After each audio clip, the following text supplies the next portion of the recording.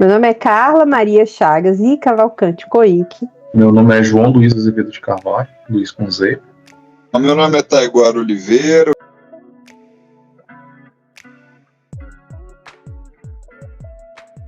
Eu me formei em 1991 em Engenharia Elétrica. Tá? Na época, Engenharia Elétrica estava com uma ênfase no curso que era automação e controle. Formei no Ceará, mas fui fazer mestrado também em Engenharia Elétrica na área de automação e controle e fui lá para Florianópolis. Eu entrei na UNB primeiro como aluno, né? Eu fiz graduação em Engenharia de Redes, depois eu fiz mestrado em Engenharia Elétrica. Aí eu dei aula como professor substituto por 1 ano e meio. Aí eu fui pro doutorado. Aí quando eu voltei do doutorado, eu dei aula um semestre como professor voluntário e depois já entrei como professor concursado, né? A formação de graduação é na UNB, fiz engenharia mecânica na UNB, fiz mestrado na UNB, fiz doutorado na PUC do Rio de Janeiro, tudo isso na engenharia mecânica. Aqui no departamento eu já dei aula desde a disciplina do primeiro semestre até o último da mecatrônica, tá? Então, olha, da parte da mecatrônica na computação, acho que a única disciplina que eu não dei foi a disciplina de redes, transmissão de dados. Essa realmente eu nunca ministrei. Mas eu já dei computação básica, que é o antigo nome de APC, estrutura de dados, circuitos lógicos, que é a disciplina que eu estou dando agora, junto com o laboratório de circuitos lógicos. Já ministrei OAC, já ministrei software básico e já ministrei processamento em tempo real. Então, a cadeia da mecatrônica inteira aqui na computação, eu já dei aula. Menos transmissão de dados, tá? Tem que frisar bem, porque redes realmente é uma área que eu não entendo muito bem. Ensino, atualmente eu estou dando aula de sinais de sistemas de tempo contínuo, introdução à engenharia de computação. Recentemente eu dei aula de sistemas digitais, eu já dei aula também de circuitos elétricos, já dei aula de imagens médicas. Bom, eu já ministrei mais de 10 disciplinas diferentes na engenharia mecânica, incluindo disciplinas na Universidade de Brasília, quer dizer, incluindo disciplinas do departamento de matemática, e entre outras, tá? Aqui na mecânica eu dou aula atualmente a matéria que eu mais tenho ministrado chama transferência de calor, tá? Isso na graduação. Eu também ofereço matérias de métodos numéricos em termociências. Isso aparece como uma optativa de graduação, muitas vezes eu dou essa disciplina. Eu também dou aula na pós-graduação de termodinâmica clássica, de transferência de calor avançada, de métodos numéricos em mecânica, em ciências mecânicas. Mas no passado eu já dei aula de máquinas térmicas, eu fiz esse curso muitas vezes aqui na engenharia mecânica, fui professor disso durante um bom tempo. Fui professor da Faculdade do Gama, no começo da minha carreira.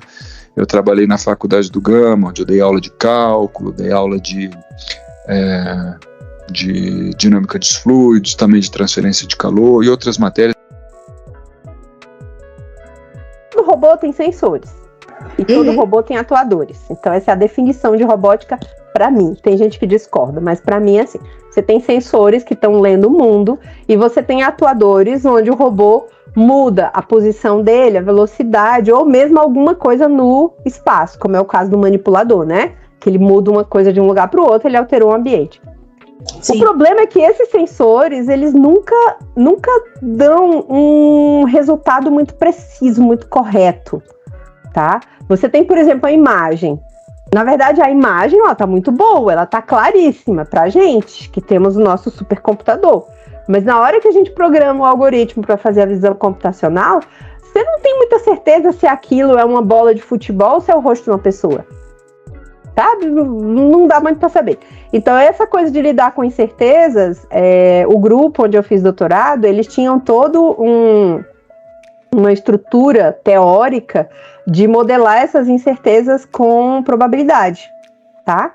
E aí, o que eu fiz? Eu acabei colocando dentro desse modelo probabilístico de controle de robô toda a parte de percepção e de atenção. Então você tem, por exemplo, sensores extremamente complexos como a câmera. Por exemplo, se a gente olha só para a imagem da Maria Gabriela, então você tem que ela tá vendo ali também. A gente está prestando atenção no rosto dela. Eu não quero saber se ali atrás são livros ou DVDs. Mas se eu quiser saber, eu vou ficar olhando. E aí eu não vou mais prestar atenção no rosto dela. Ela pode fazer caretas como fizer, mas eu vou estar prestando atenção no que eu quero ver, que é o nome do livro que está lá atrás. E isso é exatamente, você focaliza a atenção, você tem um sensor extremamente complicado, né? Mas que você foca em alguns pontos do dado que ele está te fornecendo. Eu continuo tendo a imagem inteira, mas eu estou olhando para aquilo que me interessa. O que não me interessa eu meio que esqueço. Então eu tentei fazer um modelo probabilístico dessa parte da atenção e a influência disso na escolha do comportamento do robô. Os sinais, eles são vetores. E as imagens são matrizes. Né? Você pega, por exemplo, uma imagem pequenininha, né? 256 por 256, é como se fosse uma matriz com 256 por 256 números. Né? Só que assim, normalmente quando você vai trabalhar, por exemplo, com foto, por exemplo, né, hoje em dia as fotos são de alta resolução, né? Então você tem, sei lá, 1 milhão de valores nessa matriz, ou 10 milhões de valores na matriz, né?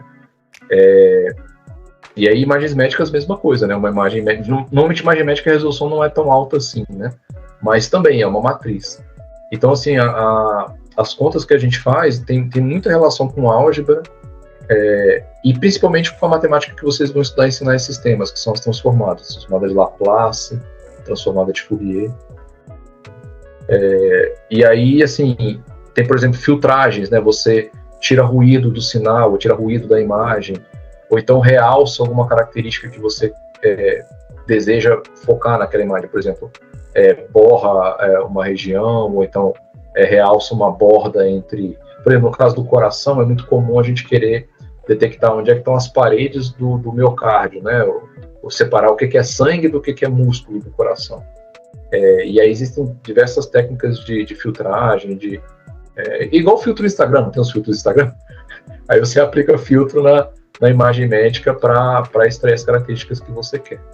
Então, por exemplo, tem um trabalho que eu colaborei em que a gente fazia exatamente isso, a gente media, tentava localizar onde é que estavam as paredes do ventrículo esquerdo do coração, para saber quanto de sangue que esse ventrículo estava bombeando cada vez que ele batia, né? Porque você sabendo, você calcula a área dele aqui, depois calcula a área dele aqui, você sabe quanto de sangue que saiu, né? Na hora que ele contraiu.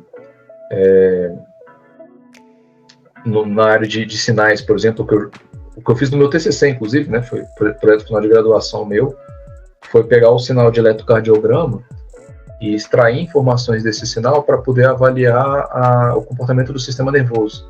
Por exemplo, você saber como é que está o equilíbrio entre o sistema nervoso simpático e o sistema nervoso parasimpático, né? O ideal é que os dois estejam atuando, né? Um está lá aumentando a frequência cardíaca, o outro está lá diminuindo a frequência cardíaca. Só que existem determinadas patologias que fazem um dos dois ficar atenuado e o outro aumentar, né? Então, por exemplo, se o indivíduo, por exemplo, está muito ansioso, né? Aí o sistema nervoso simpático está lá mais ativo, né? E aí a gente conseguia, a partir do sinal de eletrocardiograma, conseguir determinar a influência do sistema nervoso simpático e a influência do sistema nervoso parasimpático. O meu interesse principal é saber como que turbinas eólicas e turbinas hidrocinéticas, uma turbina hidrocinética é como uma eólica, só que dentro d'água, para funcionar num rio, tá? Eu tenho projetos em que eu estudo o comportamento desses equipamentos, como eles funcionam, só que do ponto de vista da aerodinâmica deles, tá bom? Então eu não estou preocupado ali com os mecanismos que estão lá dentro da nacelle, do motor dos geradores. Eu não estou preocupado com o que tem ali dentro daquele bulbo, estou preocupado com o que acontece entre o escoamento e o rotor, a peça que gera trabalho, tá? Que são as hélices, digamos assim, as pás que ficam girando. Então, a minha pesquisa se dá no contexto da performance desse tipo de equipamento, nas diversas condições em que eles podem operar. As principais questões que eu tenho procurado responder na minha pesquisa é como que as flutuações turbulentas do escoamento, ou seja, o escoamento que em geral chega nesses equipamentos, ele é turbulento. Então, como que as características do escoamento turbulento nesses equipamentos influenciam na maneira como ele interage com o escoamento em si, ou seja, qual a influência da turbulência na performance dessas máquinas, na forma como elas convertem a energia do escoamento em energia mecânica. Então, Mas eu diria que a robótica nunca foi tão realidade como é agora. Está sendo cada vez mais, né? Por quê? Principalmente, aí isso é uma opinião pessoal minha, tá? Já vou aqui, porque tem muita gente da elétrica e da computação que não concorda comigo. Mas como eu já trabalhei com o pessoal da mecânica, eu sou formada em engenharia elétrica e eu sou professora de computação, eu considero que eu entendo, e não de maneira aprofundada, mas bem, todas essas três, digamos assim, vertentes do que constitui um robô. E a grande limitação para você ter um robô super, hiper, mega eficiente é a parte mecânica, tá? Porque todo e qualquer dispositivo mecânico tem folga. Isso é uma coisa que eu aprendi convivendo com os mecânicos, porque eles não falam isso no curso de engenharia elétrica, muito menos de computação, tá? A engenharia mecatrônica, ela é mais voltada para a parte de controle e automação, né? Robótica, controle e automação. Mas essa área de processamento de sinais e processamento de imagens também é uma sub-área afim, né, da engenharia mecatrônica, assim como também a parte de inteligência artificial, né, machine learning. Então eu diria que tem a ver, né? Não é a área fim da engenharia mecatrônica, mas é uma área afim da engenharia mecatrônica, essa área de... Não tem projeto complexo. Todos os projetos a gente começa trabalhando com coisas simples. Qualquer um pode trabalhar em qualquer projeto. Você vai ter espaço para fazer alguma coisa simples que vai ser útil. É sempre assim. Depois que você fica muitos anos trabalhando numa coisa, você já fez muitas coisas simples e começa a fazer coisas que não são tão simples. Mas é sempre assim, uma atrás da outra. O único jeito de você começar a fazer coisas complicadas é você começar logo e não parar depois que começou.